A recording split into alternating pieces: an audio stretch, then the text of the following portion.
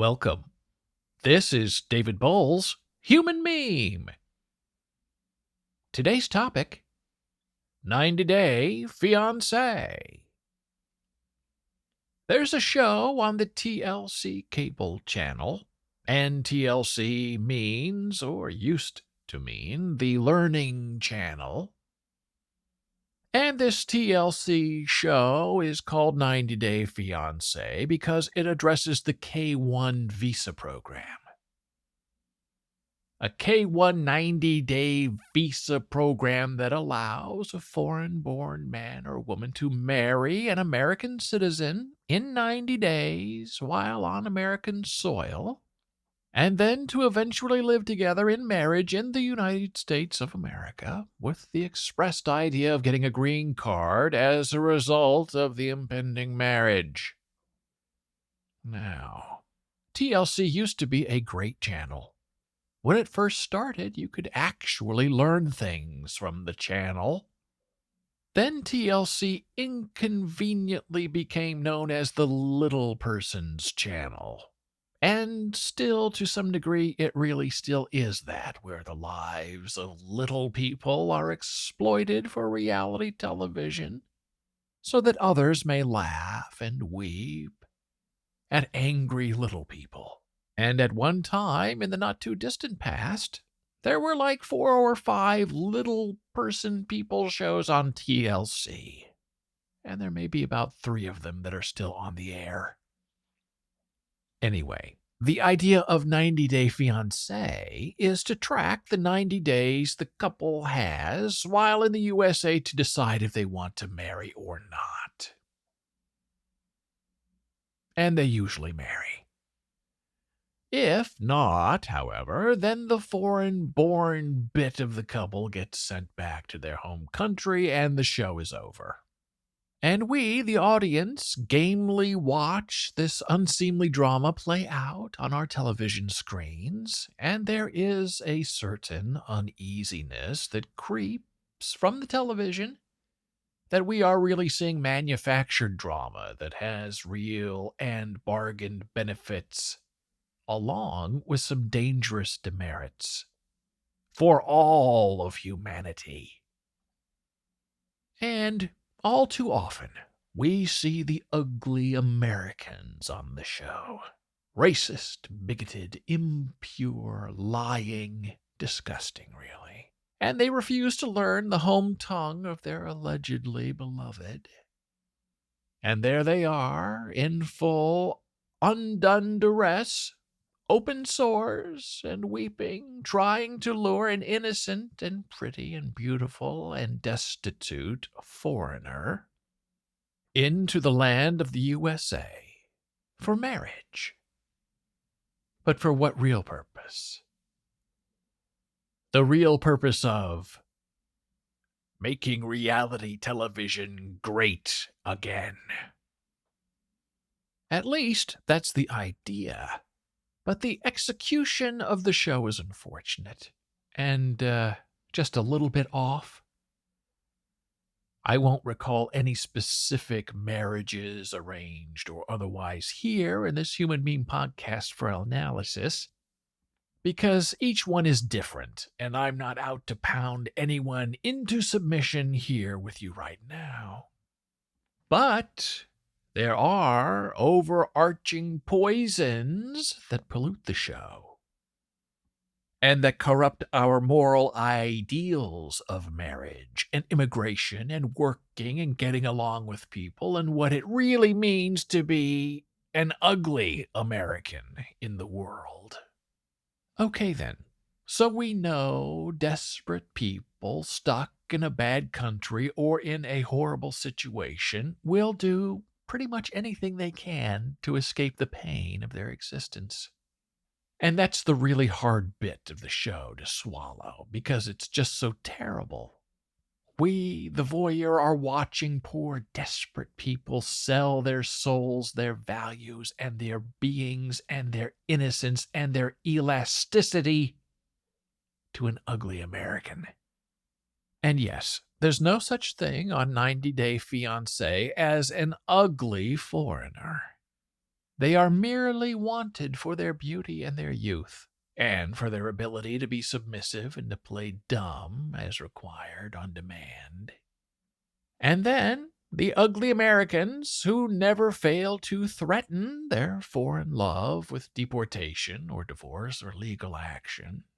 Those ugly Americans hold all the cards and all the money and all the power. And in fact, there's often talk of sending back the one they claim to love and to want to marry, if the foreigner doesn't get in line and behave and act as told. I ask you, is there anything worse in the world than treating another human being like a piece of steak you decide you don't really want after all, and you send it back to the kitchen for something more palatable? A person is not a piece of meat to be flayed, skewered, and roasted. And no one escapes the fury of the 90-day fiancé situation, or the brutalism of the condition. Everything is negotiable, we learn. Love is a business that you can in fact debride the one you love down to the bone, if it means you will finally be married off to the chagrin of your stunned family. So the real human drama of 90 Day Fiancé makes it one of the best shows on television for dramatic tension that really is truly about life and death. But in the end, the wages of it all end up making 90 Day Fiancé the worst show on television in caricature of the goodness of humanity. And my friend, I am now reminded of a distant acquaintance of mine, not friend or really foe, but residing in a similar community of minds and culture. And this friend married a man from another country, and she was paid, we hear, $10,000 for that dirty deed. And here's the rub. She forced many of her close friends to go along with this ruse on her behalf and to pay their own way to attend her fake, but legally required to get paid, marriage to this odd man who was 40 years older than she, and the marriage was not conveniently in New York City where everyone lived. No. She wanted to be married for money and his green card in Bermuda. And all her friends had to buy their own airline tickets and dresses and hotel rooms. And everyone involved knew it was all a charade for money. And yet, everyone pretended everything was on the right and on the up, even though the whole thing was a paid-for in-full scam. After the marriage vows were spoken, the husband quickly moved to Florida and only visited his wife in New York City when necessary or when immigration required to meet them in person and to appear as a fresh family. And after 5 years or so, they diligently divorced. The ruse was done and banked, and all involved, except the wedding guests, made off like bandits with full bank accounts and a freshly manufactured green card and citizenship. Now, I understand there are marriages of convenience across the world, and there are dowries and arranged marriages. That's all part of human history and human misery. And the idea of actually marrying someone for love is seen worldwide as a quaint American parcel of imagination that lacks civility, germination, virility, virginity, and purpose. And love in that context is about control and power and money and not really caring for another person. The prenuptial contract and the postnuptial contract in America have done much more damage to ruin the idea of marriage than a show like 90 Day Fiancé ever could. We've actively lowered the bar of love and of caring to only make the marriage of value appear valuable on paper and never in emotion.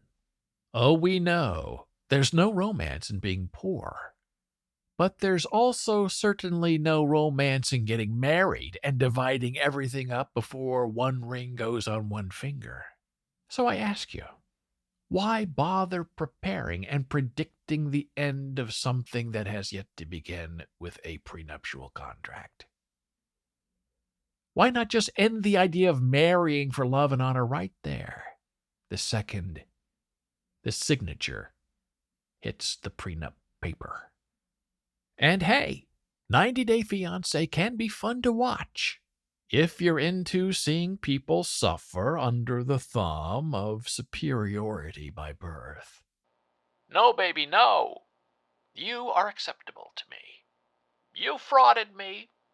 Just a little bit. Good night.